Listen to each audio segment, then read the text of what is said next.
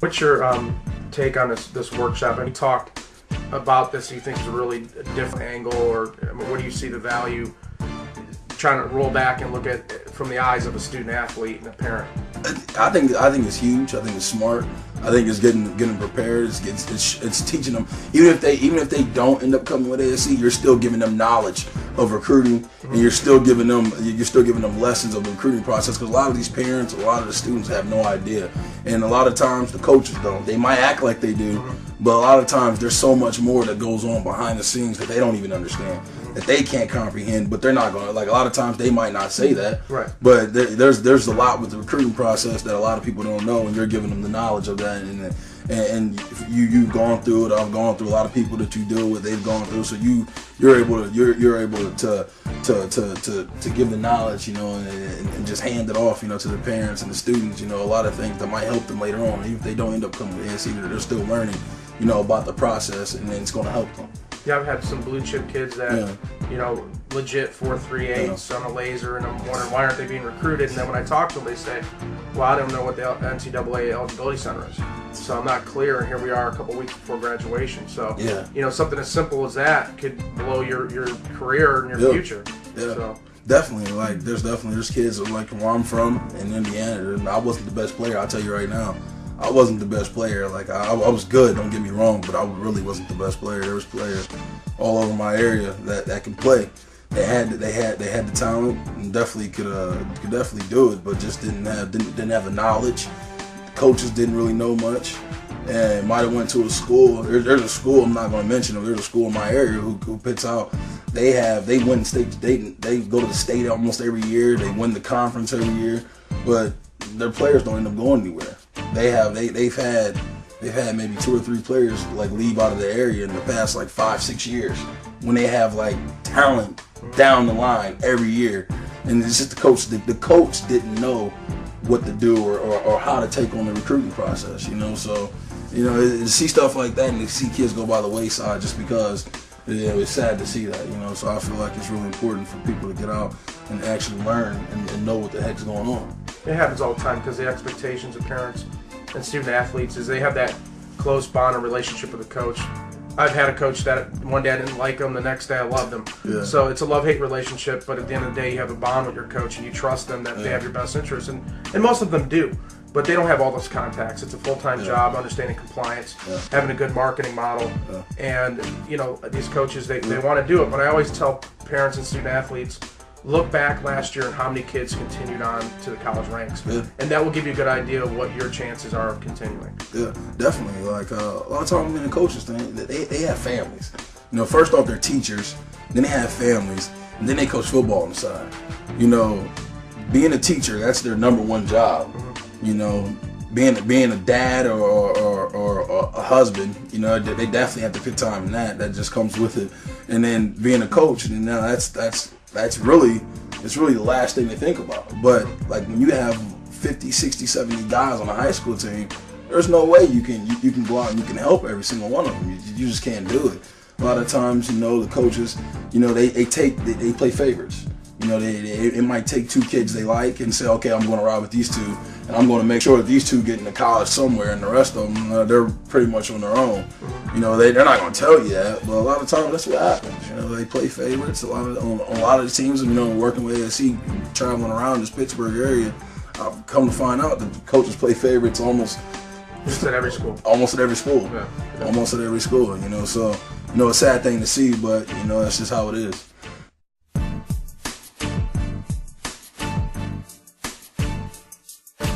Last thing, looking back and knowing kind of that we're in here, working with Coach Williams and Coach Sean Jackson, if you had a marketing company in here managing the academics, helping you with ACTs, getting your film out, do you think it would have been easier?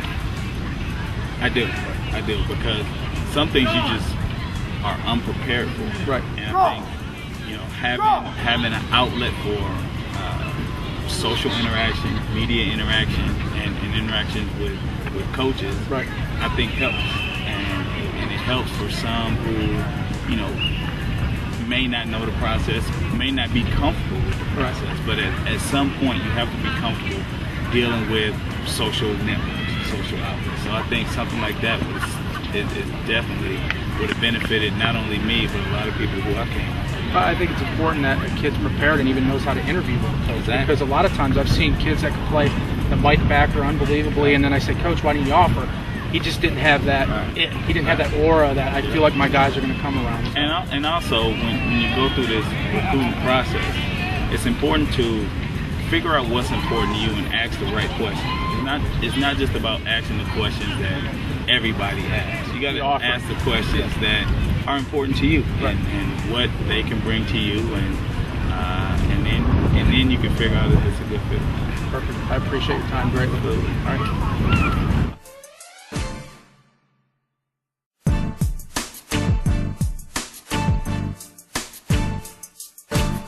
AJ Hodil here with Athletic Scholarship Corporation at Bedford High School, and sitting with me is Lee Evans, alumni here at Bedford, football player, former track star, and current Buffalo Bill. I want you to kind of revisit and think for a minute about when you were here, the recruiting process and the complexities and what you did ultimately for success in this recruiting process.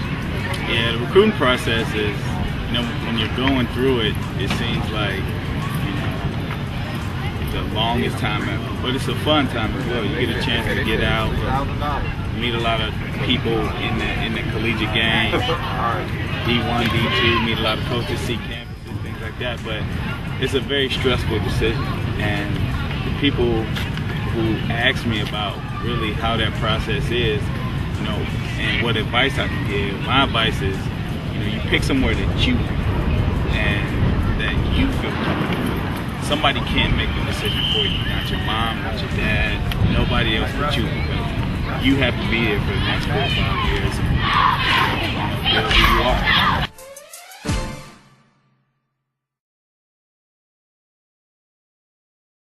Athletic Scholarship Corporation, the nation's leader in sports marketing, mentoring, and management, provides high school student athletes in all sports hands-on national recruiting exposure. Our robust products and services include website profile administration, professional video evaluation, professional video highlight production. Here's Walsh with room, a first down. Broadcast of profile and video directly to college coaches via ASC's trademark CoachCast and Recruiting Ring software. Direct phone calls to head coaches and recruiting coordinators. National fax broadcast. Video tracking, ongoing consultation, ACT and SAT online prep, cognitive personality inventory, social media marketing and tracking, combines, camps, and showcases. Athletic Scholarship Corporation, the nation's leader in sports marketing, mentoring, and management, provides services to the following sector: high school student athletes and parents, high school districts, coaches, and athletic directors, booster clubs, athletic and personal trainers, every college and university nationwide in all sports, NCAA, NAIA, junior colleges, historical black colleges, Division I, Division II, Division III. What makes Athletic Scholarship Corporation unique? Offering reputable products and services at 1/3 of the industry median cost. Services that encompass the complete needs of the student athlete during the recruiting process. Our management philosophy is to place the student athlete in an environment that embraces educational, emotional, physical, and competitive growth. Simply put, at a college, they can get a great education, experience, and continue to play with scholarship money. Our reputation is unmatched, providing college coaches complete information based on integrity, placing student athletes in front of decision makers as if they were in the student athlete's living room. Second and short, they can keep it on the ground, and they're going to get grounded right away. Josh Gaines, nice play from his defensive end spot. He's going to come from our right side. Right there, he just blows through. The tight end cannot handle him. When you draw these plays up, you put a tight end in front of one of those defensive linemen.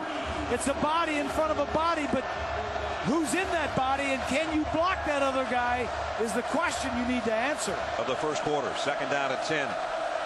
Moibai on the gun. Draw play. Penn State had it read beautifully. Josh Gaines with another play, and he's made 3 in about the last 6 plays. Somebody's got to block Josh. I mean, it's tough enough when he's not blocked, but if you don't block him, it's easy for him. Well, he talked with us about stopping this Beaver attack. Shutting down the run early. You know, they have a couple tricky run plays. You know, we got to get in there and stop the run early. And then they have nice receivers and they got a good quarterback. You know, they can air it out a little bit. You know, if we can get in there and stop that run early, it'll be a great contribution to our team. Well, he's doing a pretty good job of it so far, isn't he? Defensive line. 3rd and long, Moibai.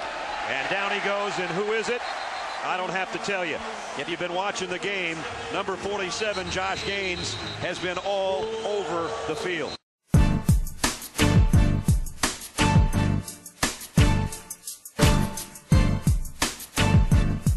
What about academics? Where did that play a role in your recruiting? Where do you see now, and especially this year, how strong are academic requirements in this process?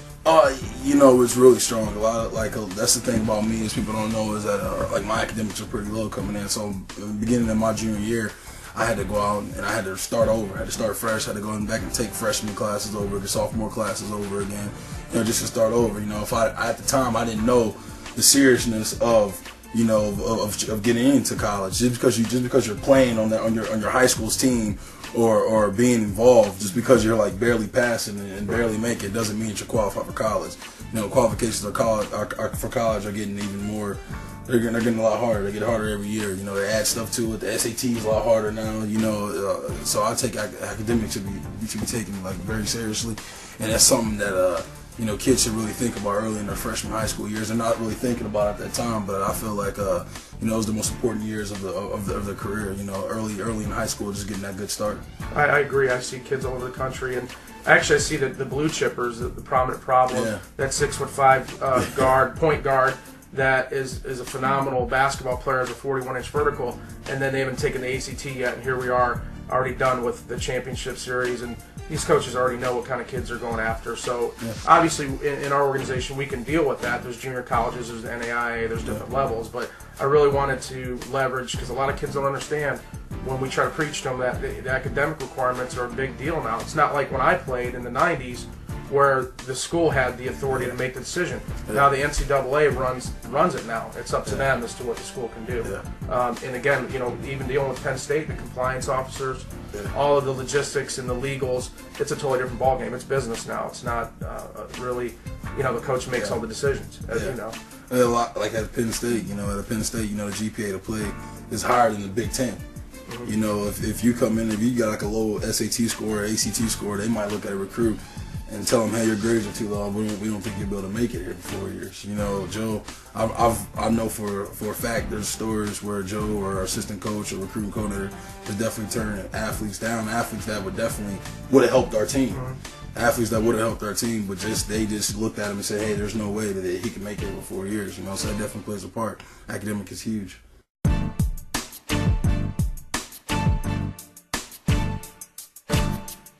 When you were at Penn State, and maybe let's talk about the NFL, what is the standard in regards to how they address social media?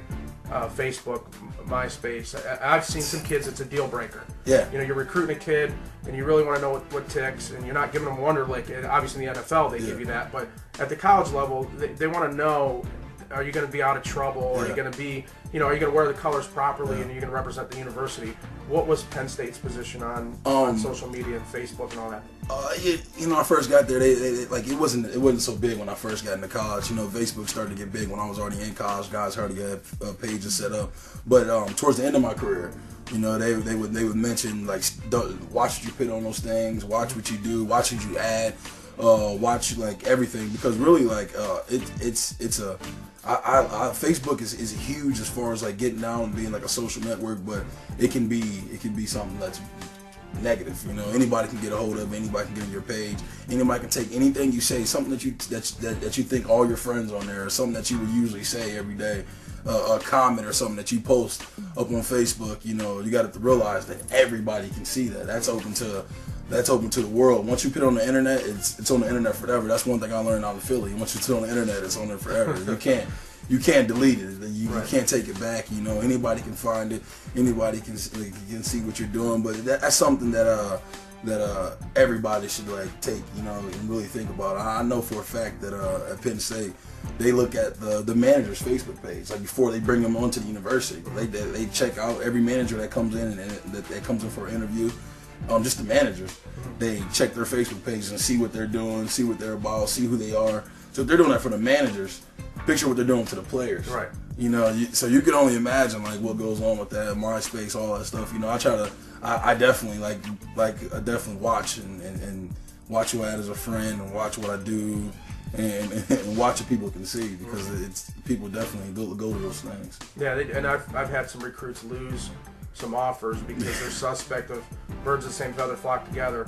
If your friend's doing these things, you're probably taking part to it, so I'd rather stay away. There's too many good athletes is what the bottom line is.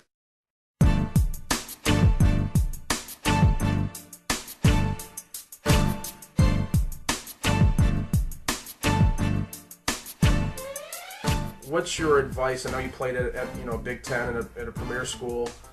You guys ran a great season. What's your advice to a tweener, a guy that everybody comes to us and says, "Hey AJ, I want to be a D1 guy. I could play in the MAC or I could play at a lower level." But my advice to them is always play where you fit. How do you feel about that? Do you try to play out of your level and sit the bench, or do you think it's more important to address a parent and say, go where you fit because it's important to your academics? A lot of times people don't know those are the hardest working guys on the field. I'm considered a tweener right now. Me being a transition from a DN to D tackle. I can play both positions. So I'm basically considered a tweener too. But it's got people going to smaller universities and smaller colleges. It's not necessarily a bad thing because nowadays the professional ranks, they'll find you anywhere. If you Mount Union. Yeah, definitely. Leonard Fletcher, I know those guys. Definitely. Like if you can play, they'll find you. One thing, the best advice I can give is just work hard. Just never stop working. Everything you do, you got to do it harder. You got to work harder. If you're a little smaller, you got to put in a little extra work. If you're a little heavier, you got to do a little extra to lose the weight. Whatever you got to do to make yourself to be efficient on the field and to be the best.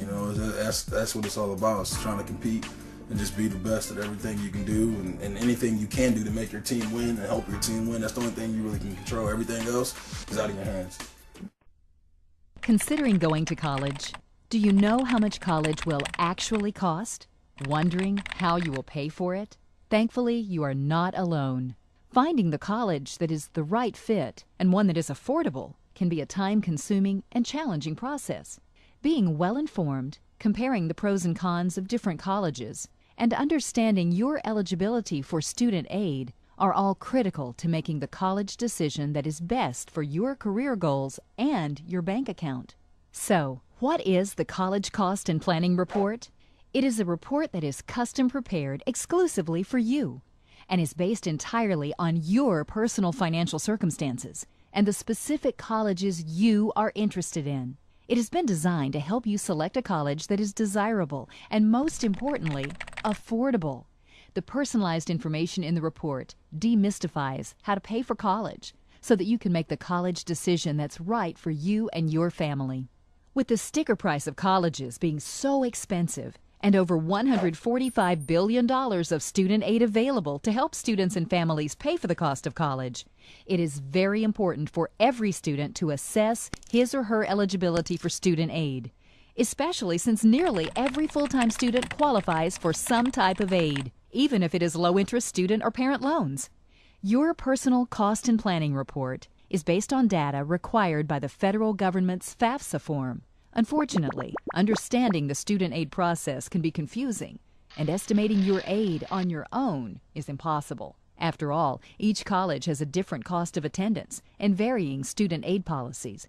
Each college cost and planning report includes a personalized college planning timeline to help you manage deadlines and key tasks, a wide variety of information, including detailed profiles of each of your colleges of interest, so that you can understand graduation rates, retention rates, academic requirements, and even the demographics of a particular college, an analysis of your eligibility for student aid, and specific estimates on both the type and the amount of student aid you are eligible to receive under federal, state, and college aid programs. Easy to read, side-by-side comparison tables to allow you to understand differences in the net cost of each of your college choices, and even an estimate of the monthly student loan repayments after graduation. Finally, the report provides a personal worksheet for evaluating which colleges are the best fit for your checkbook, your academic qualifications, and your personal preferences.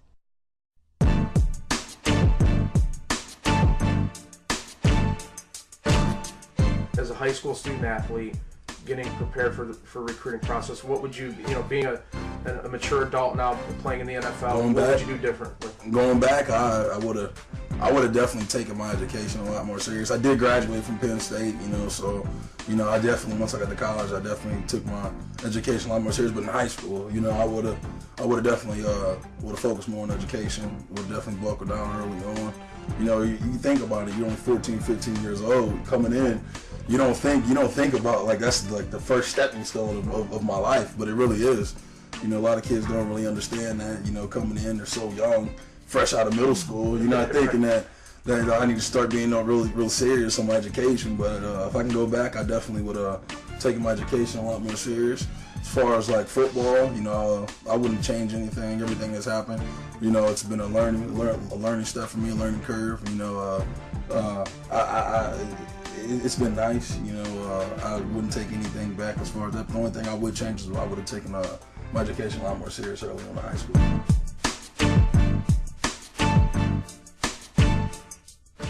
Obviously, the board and Jackson stepped up to agree to bring us in. It cost some resources to put it together. What's your feelings on when this deal was struck? This is your new head coach here. How did you receive that emotionally? When you went home and thought about this, did you feel like, they're really supporting you? They're really trying to do everything to make the program. So they're really putting their foot forward and just saying this is what we're trying to do, and this is what we're, they're looking at what some of the top programs in the state of Ohio are doing, especially here in Northeast Ohio. They're seeing what they're doing, and they're borrowing the concepts that they're doing, right, as the front office. As I say, Sean Jackson, as I call him, the general manager, is starting to do things where he is really becoming a real GM. Right. And this is just my first dealings, with the GM, and everything has been great. But this, I thought, was one of the best moves that they've made. Period. For the kids. For the kids. And because ultimately, that's what it all is about. Right. We already had our time. To be honest. I'm done. Yeah. I'm done. I'm not trying to be in the spotlight. I do it all for them, right, and not just the football, but for everyone. So right, it's great that it's just across the board.